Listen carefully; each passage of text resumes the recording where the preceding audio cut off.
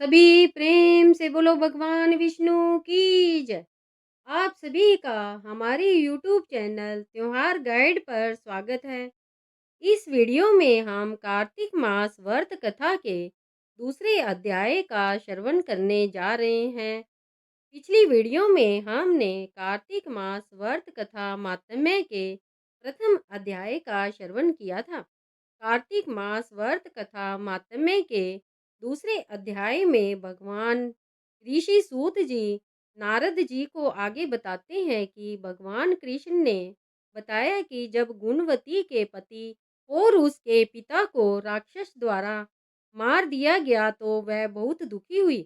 यहाँ विस्तार से श्रवण करेंगे कार्तिक व्रत कथा का दूसरा अध्याय। श्री कृष्णचंद्र जी ने कहा, हे देवी गुणवती, अपने पिता और स्वामी को राक्षस द्वारा मारे जाने का संवाद सुनकर पिता और पति के क्लेश से दुखित होकर करुण विलाप करने लगी। हाय नाथ, हाय पिता, हमको त्याग कर तुम कहाँ चले गए?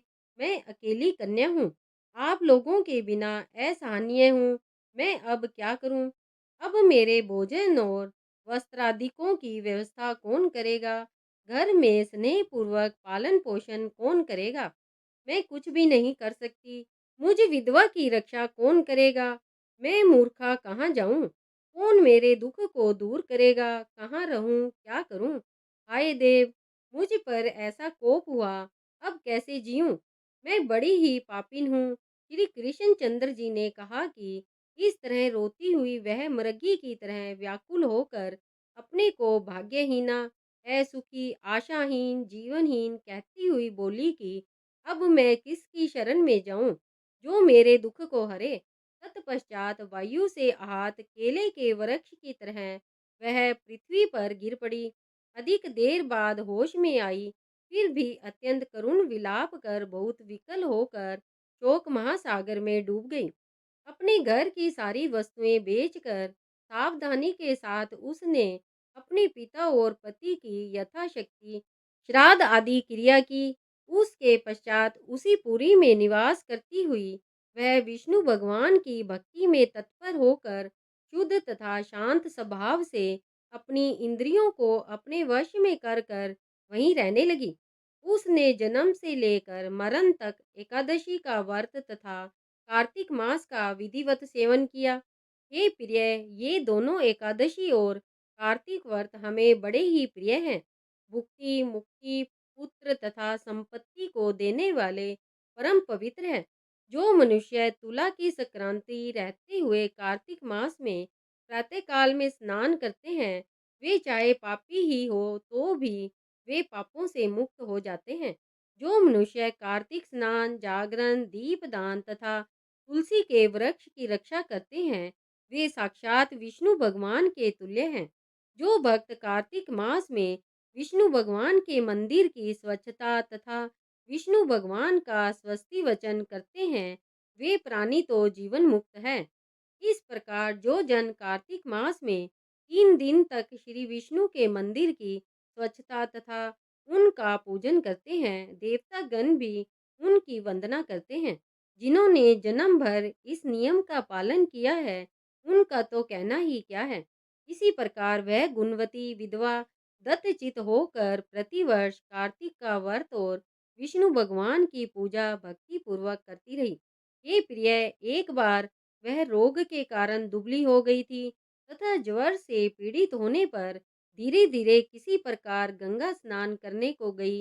वह जल में स्नान करने के निमित्त उतरी और जाड़े से कांपने लगी और विकल हो गई। तब उसने आकाश की ओर से अपनी ओर आते हुए एक विमान को देखा, जो शंख, चक्र, गदा और पद्म आदि विविध शस्त्रों से सुशोभित विष्णु भगवान का रूप धारण करने वाला था। रथ पर उनके वाहन गरुड़ की ध्वजा अंकित थी। तब मेरे विष्णु के गण विमान पर चढ़ाकर उस पर चंवर डुलाते हुए अप्सरा गणों से सुशोभित उस गुणवती को वैकुंठ लोक में ले गए। वह गुणवती प्रज्वलित अग्नि की शिखा की तरह उस विमान में बैठी हुई एकमात्र कार्तिक व्रत के प्रभाव से मेरे समीप आई। इसके अनंतर जब ब्रह्मादिक देवताओं की प्रार्थना करने पर मैं इस मानव लोक में आया, तब मेरे गण भी मेरे साथ आए। हे भामिनी, ये समस्त यादव मेरे ही गण हैं। देव शर्मा नामक विप्र जो पूर्व जन्म में तुम्हारा पिता था, वही इस जन्म में सत्राजित होकर यहाँ है। जो पूर्व जन्म में तुम्हारे पति चंद्र शर्मा थे, वही अक्रूर हुए। और हे भामिनी, तू ही वह गुणवती है। कार्तिक व्रत के पुण्य से ही तू मुझे अति प्यारी है।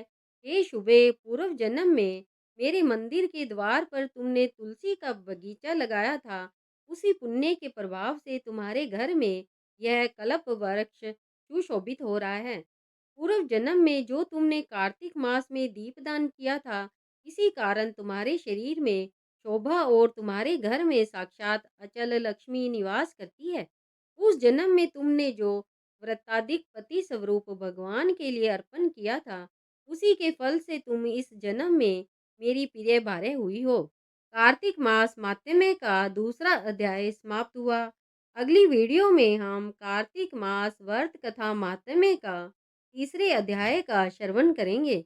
प्रिय श्रोताओं, आपको यह वीडियो कैसी लगी? उम्मीद है कि आपको यह वीडियो पसंद आई होगी। अगर आपको यह वीडियो पसंद आई है तो इस वीडियो को लाइक करें और अपने दोस्तों को शेयर करें। और अगर आप हमारे चैनल पर नए हैं तो हमारे चैनल त्योहार गाइड को सब्सक्राइब कर लीजिए और बेल आइकन को क्लिक करना ना भूलें, जिससे वीडियो अपलोड होते ही आपको नोटिफिकेशन मिल जाए। बोलो विष्णु भगवान की जय। ओम नमो भगवते वासुदेवाय। जय श्री कृष्णा, जय श्री राधे। बोलो विष्णु भगवान की जय।